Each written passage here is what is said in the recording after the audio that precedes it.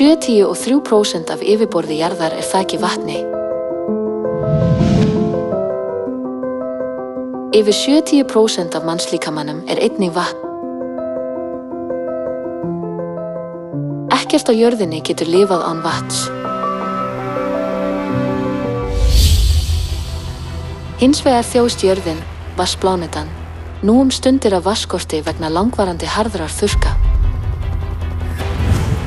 Þetta viðvörunarmerki fyrir tilveru mannkyns. Ef við missum 5% af vatni úr líkama okkar, dettum við í dái. Ef við missum yfir 10% af vatni, deyjum við.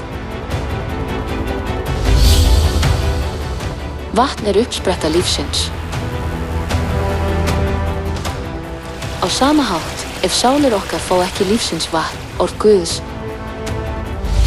munum við þjást af andlegri þorsta og að lokum farast.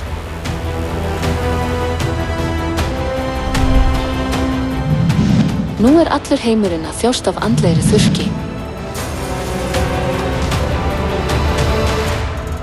Í Evrópu fara aðeins fáir í kirkju og kirkjurnar þeirra notaðar í öðrum tilgangi.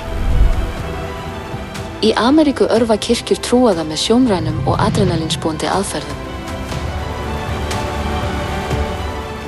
Af hverju yfirgefa menn kirkjurnar, þrátt fyrir að þeir séu þyrstir? Það vegna þess að kirkjurnar gefa þeim ekki lífsins vatn. Í aldri andlegrar þorstu segir Biblían að andinn og brúðurinn gefi okkur lífsins vatn.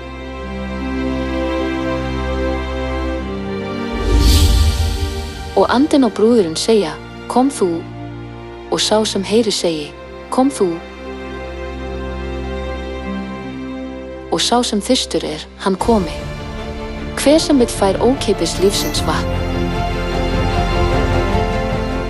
Sumir kristnir leiðtogar halda því fram að brúðurinn sé kirkjan eða trúaðir.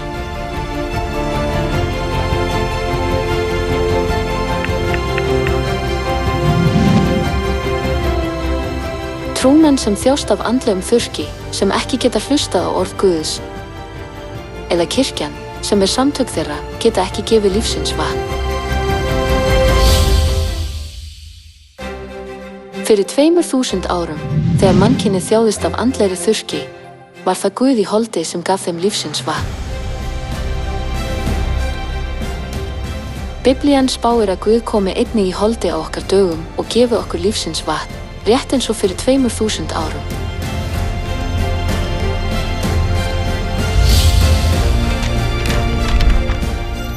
Og andinn og brúðurinn segja, kom þú, og sá sem heyri segi, kom þú. Og sá sem þyrstur hann komi. Hver sem vill fær ókeypis lífsins vatn. Samkvæmt þrenningunni vísar andinn til Guðs föður. Þá, hver brúður Guðs föður? Biblían segir okkur að brúðurinn sé hin himneska Jerúsalem og að hún sé móðir okkar. Til þess að mannkynið heyri orð lífsins, í hvaða mynd ætti Guð móðirinn að koma?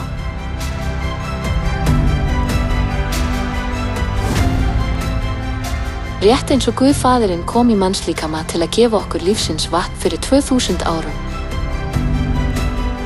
Hefur Guð móðirinn í þessari öld komið í mannslíkama og hún gefur okkur lífsins vatn. Aðeins Guð getur gefið lífsins vatn, orð Guðs sem endurvekur sálir á tímum föðurins, sonarins og nú á tímum heilags anda.